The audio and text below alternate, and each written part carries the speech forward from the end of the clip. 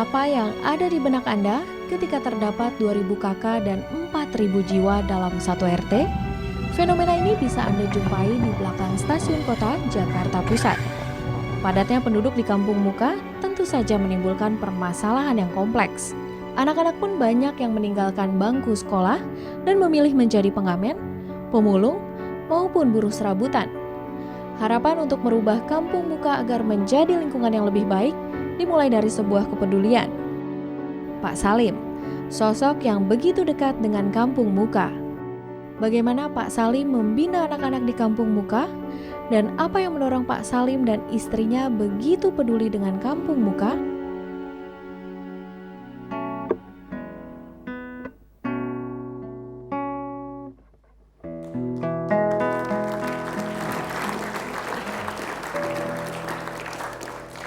Sukses bukan soal materi, ya. Sebuah pencapaian sosial, kerelawanan itu juga bisa disebut sukses.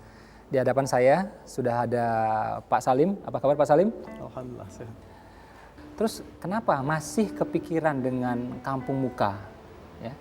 Di kampung muka ini pada awalnya dahulu adalah tempat kumpulnya para preman yang setiap malam mereka selalu bikin masalah. Mendatangi rumah-rumah, mengetuk pintu rumah-rumah Malak penduduk, gitu ya. Malak. Minta jatah preman lah istilahnya. Setiap malam mereka melakukan Iya, itu? hampir Oke. setiap malam terjadi peristiwa itu. Kemudian juga pergaulan, ya. Pergaulan masyarakat yang hampir tidak punya, tidak mengenal nilai-nilai yang baik lah. Ketika saya mencoba untuk memberikan kesadaran untuk bisa menjadi orang yang baik gitu, Ya. mulailah tumbuh musola-musola. Lalu ada satu lagi masjid, dua masjid lagi yang kemudian dibangun oleh masyarakat. Dan dari sanalah alhamdulillah semakin baik. Dulu katanya di sana juga ada ini ya, sering kebakaran gitu ya. Ketika saya pertama kali tinggal tahun 95 selesai dari kuliah di Malaysia itu terjadi kebakaran. Hampir habis. 5 tahun kemudian terjadi lagi kebakaran. 5 tahun kemudian terjadi lagi kebakaran. Terakhir malah 2 tahun berturut-turut terjadi kebakaran. Ya. Dan setelah itu baru kemudian alhamdulillah tidak lagi dan mudah-mudahan tidak lagi terjadi kebakaran di sana. Premanismenya sudah mulai berkurang, masih ada tapi tidak seperti dahulu. Ya, rumah ibadahnya? Rumah ibadah sekarang ada 9 musola dan 3 masjid. Oh, dari 1 jadi akhirnya menjadi 12 nih berarti ya? Jadi Oke. 12 rumah ibadah. Apa yang Bapak lakukan di sana sehingga terjadi perubahan seperti itu? Ya, saya cuma menyampaikan pesan-pesan nilai-nilai agama, ya. Bapak ini saya lihat pemalu gitu kan. Gimana cara Bapak menyampaikan gitu ya? Betul. Istri saya pun mendukung itu. Jadi saya bersama istri mengajar masyarakat. Saya cuma ketika melihat anak-anak sedang berkeliaran, saya panggil mereka, istri saya mengambil satu-satu, kemudian dikumpulkan di rumah, lalu diajarkan pengajian gitu ya. Begitu juga ibu-ibu yang tadinya malas-malasan mengaji, kita panggil, kita berikan hadiah untuk mereka bisa mau terus datang mengaji. Ya. Kita berikan, ya ada beras seliter kita berikan. Jadi Bapak ninggalin pekerjaan, Ya. pekerjaan tetap Bapak, pekerjaan mapan Bapak demi ngurusin mereka. Betul. Oke. Ya. Habisin waktu di sana, Bapak juga ngasih hadiah gitu. Itu pembiayaannya dari mana tuh, Pak? Dari teman-teman saja. Dari teman-teman yang alumni saya belajar dulu di Nah, Malaysia. dulu belajarnya di mana, Pak? Malaysia, di International Islamic University. Kok bisa nyampe di Malaysia tuh gimana ceritanya, Pak? Waktu itu saya diajak teman. Beberapa bulan saya di Malaysia, tiba-tiba ada undangan Muktamar Pelajar Islam Internasional. Akhirnya saya diminta untuk mewakili organisasi. Nah, di Medan Muktamar itulah saya dipertemukan dengan Datuk Seri Anwar Ibrahim. Anwar Ibrahim. Di Muktamar itu? Iya. Oke, terus? Nah, ketika bertemu beliau tanya, kamu kuliah di mana? Saya bilang, saya belum kuliah. Udah berapa lama? 10 tahun. Udah kalau gitu kuliah ya di sini. Di mana? Di International Islamic University. Oke. Saya pikir kapan lagi saya menolak ini kan? Jadi langsung yang minta seorang Anwar Ibrahim. Ya, waktu itu beliau sebagai Menteri Pendidikan. Nah, kan Bapak udah capek-capek tuh kuliah, terus kerja.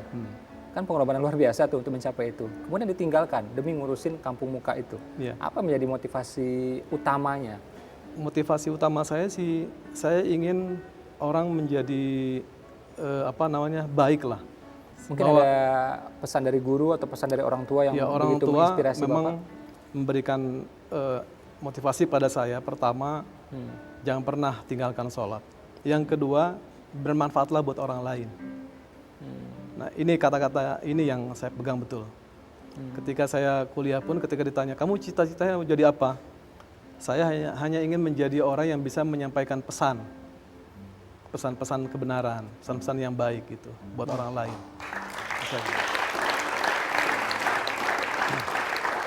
Ya. Nah ini kan Bapak ada bikin juga ya tempat ngaji gitu ya? Ya. Katanya kebakaran, Ya. benar ya? Ya. Itu gimana ceritanya? Kok bisa kebakaran satu dan bagaimana Bapak bisa memperbaiki semuanya?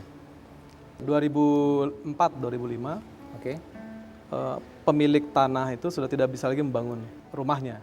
Akhirnya saya dengar-dengar itu saya datangi. Ya. Udah saya beli aja deh. Padahal waktu itu saya tidak punya uang. Bapak mau beli, uang nggak ada? Uang nggak ada. Oke. Atas dasar apa Bapak berani beli? Ya karena saya yakin yang namanya kebaikan itu akan ditolong oleh Allah. Lalu ketika sampai pulang ke rumah, gimana nih belinya nih? Uang tidak ada. Ngomong ke istri? Ya kepada istri. Iya bagaimana? Ya udah kita minta aja sama yang maha kaya lah. Gitu. Maka saya terus bermunajat pada Allah.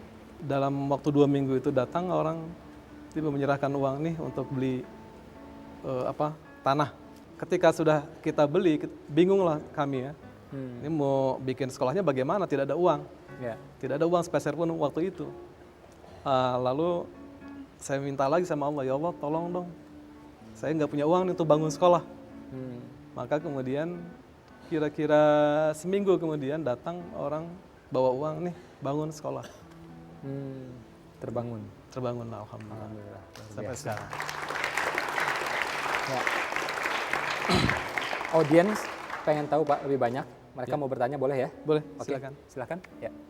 Assalamualaikum warahmatullahi wabarakatuh. Waalaikumsalam. Nama saya Saiful Bahri Pak dari Politeknik Negeri Jakarta. Ya. Yang ingin saya tanyakan Pak, Bapak kan udah berhasil nih menerapkan kampung muka di daerah kota Pak ya? Ya. Bapak ada rencana lain nggak menerapkan kampung muka di daerah lain? Saya melihat kondisi saya yang sudah semakin tua begitu ya. Jadi serba terbatas. Tetapi ketika saya menjadi ketua yayasan, namanya Yayasan Al-Mustadafin. Ya. Itu kami punya wilayah binaan di Jakarta ini, ada sekitar 7 wilayah binaan daerah-daerah kumuh. Itulah yang kami berusaha untuk bangunkan, tapi memang belum maksimal. Karena setiap wilayah punya permasalahannya sendiri. Terus Nah, gini yang Pak, paling utama kita bangun sekolahan saja dulu sekolahan. buat anak-anak. Katakanlah ada kebakaran, Ya. ya. Itu kan kita dengar Bapak rumah sebelahnya dirobohin.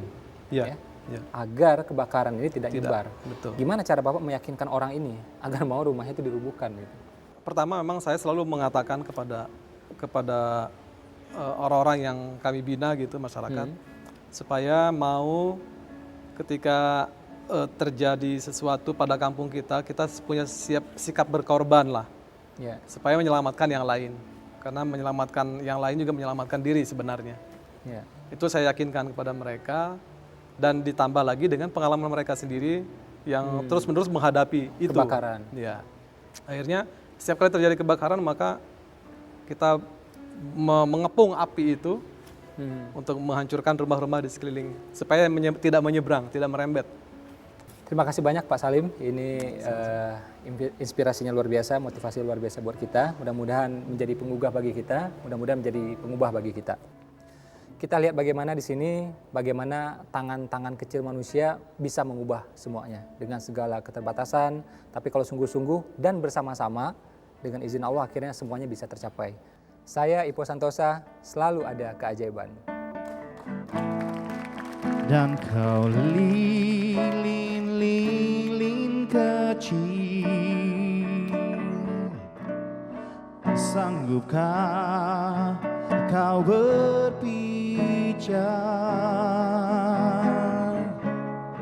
Sanggupkah kau memberi seisi dunia?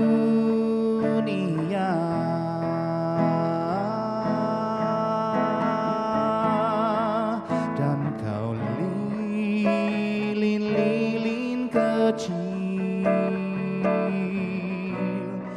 sanggupkah kau berpijak